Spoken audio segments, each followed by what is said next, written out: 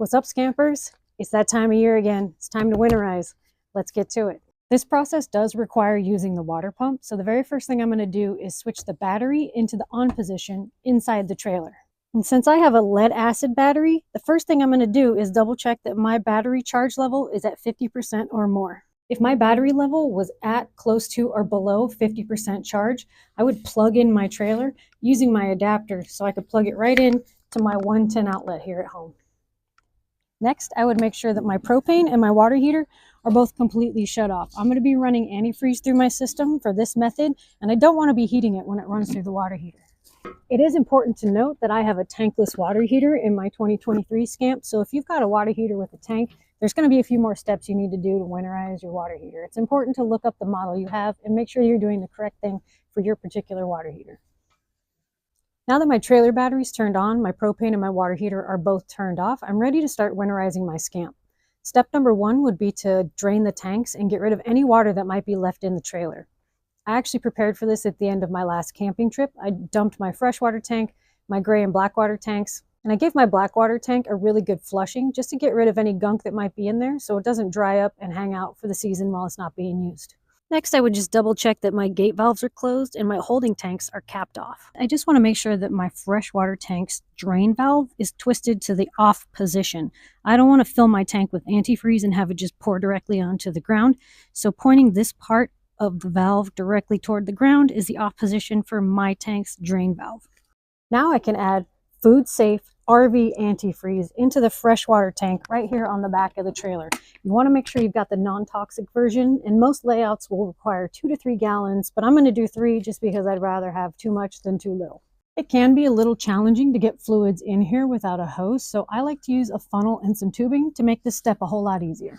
This is a beer bong, funneling device that my dad put together with stuff he had just lying around in his garage, but I'll link equivalent stuff in the description below this video so you can find something that'll work just like this.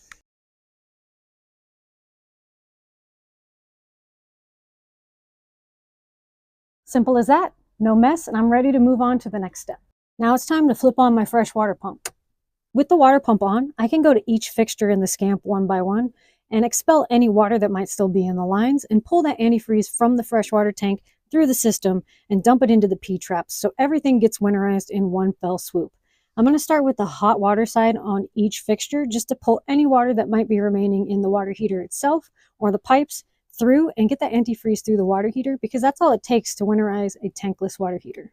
Starting at the kitchen sink, I'm just going to remove the sink plug, start with my hot water side, and let it run till it switches from clear to pink.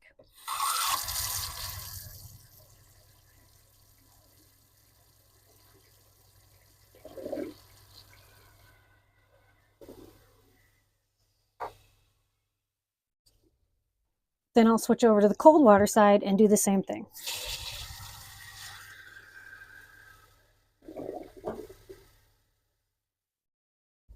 You may have noticed there was quite a bit of water that came through the hot side and not as much on the cold side. That's because there is a little bit of water that lives in a tankless water heater, even though there isn't a tank to hold it in. You want to make sure you pull that water through, get the antifreeze in, and make sure that your water heater is winterized during this process as well. Now I can move into the bathroom and do the same thing with the shower fixture, being sure to turn on the drain pump when water starts pooling in the shower basin. I'll start by removing the stopper that's in here as well. And again, I'll begin with the hot water side first.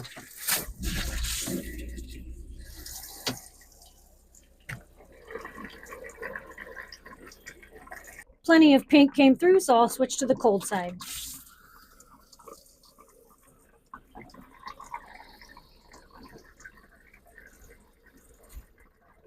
With the drain sucking out a majority of that wastewater there, I'm going to leave the shower head in the basin for a while because it does tend to leak a little bit.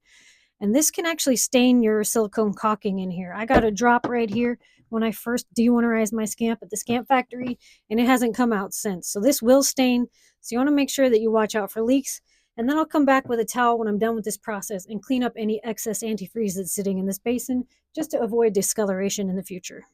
Next, I'm going to move on to the toilet and do the same thing using the foot flush valve to run the antifreeze through the system.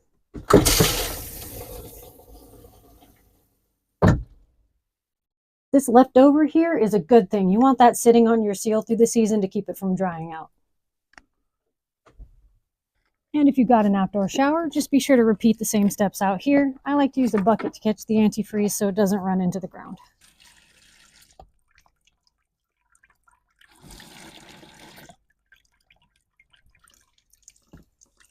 Once this is done dripping, I like to close the switch here to keep it from leaking inside here all season. That's all it takes to winterize the outdoor shower. And if you've got a trailer with a bathroom drain pump, you just want to come up to the front of the trailer here and look at that pump and the tubing that's leading from it. Make sure that's gone from clear to pink. That's how you know for sure that your pump under here has been winterized as well. Now you want to come to your city water connection over here on this side of the Scamp. Remove this little filter that's in here and relieve the pressure that's inside this valve. It does have a lot of pressure in it, so you want to make sure you step back because it's going to shoot out kind of dramatically.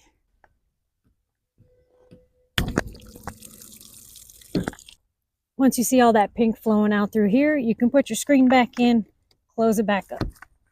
Now, I'm certain there are people who won't think this next step is necessary. I like to come back to my gray tank and empty it. You may have noticed how much water ran through the system before the lines turned pink.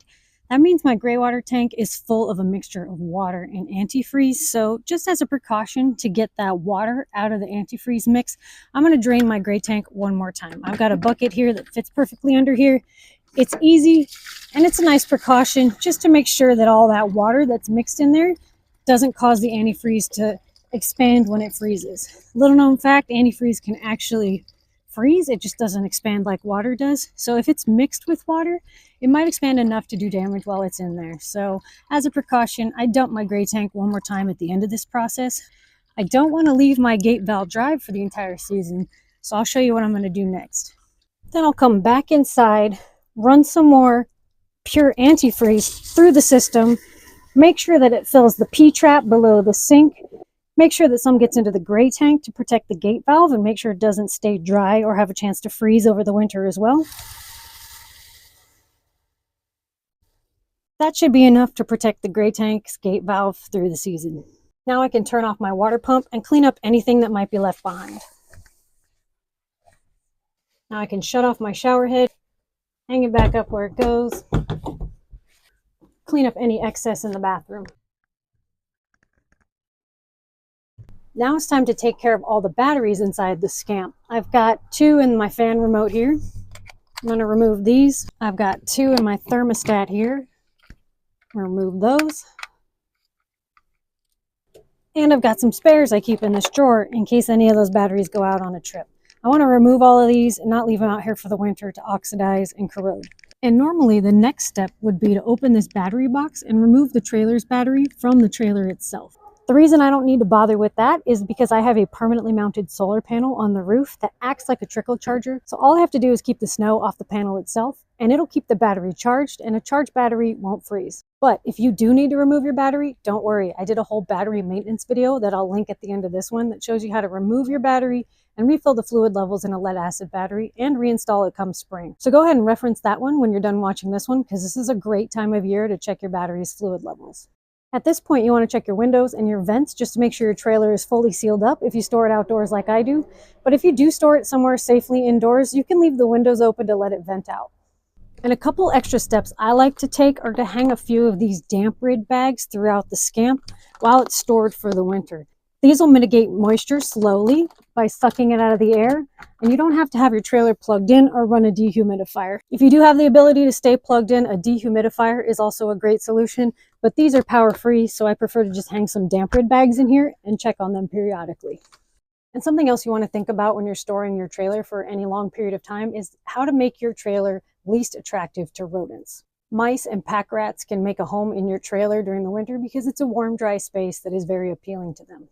And there are all kinds of opinions all over the internet to use things like Irish Spring or dryer sheets to deter rodents, but I found one of the best things you can do is just make sure there isn't anything inside your trailer that would draw the rodent's attention in the first place.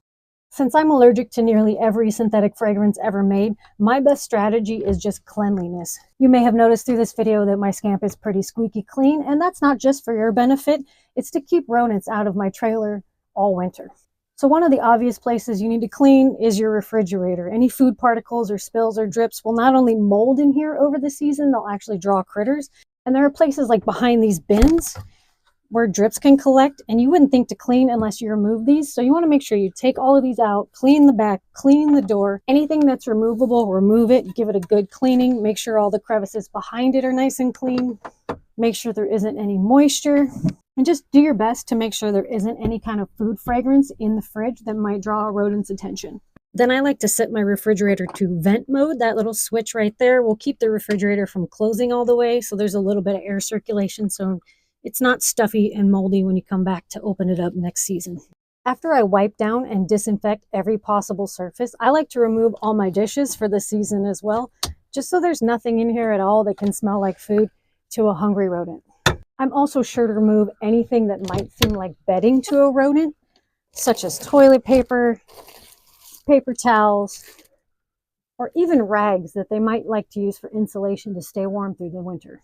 Some other forms of rodent prevention include sealing off any entry points, parking your trailer away from brush, using traps or repellents, and checking the interior of your trailer regularly for droppings. And one final thing to discuss is jacking up the trailer for the season. Some people do like to jack up and block up their trailer off the ground to take the weight off the axle for the season. I won't be doing that because I still intend to use my trailer and make some more videos for y'all. But if you do, you don't need to jack it up high enough to get the tires all the way off the ground. You just want to jack it up enough to take the main weight of the trailer off the axle. You can also relieve some pressure from your tires and leave it at about 10 to 15 psi to extend your tire life. And if you do remove your trailer's battery for the season, just make sure you store it in a temperature-controlled, dry place, somewhere up off concrete. You don't want to leave your battery sitting on concrete all season. That'll actually ruin your battery.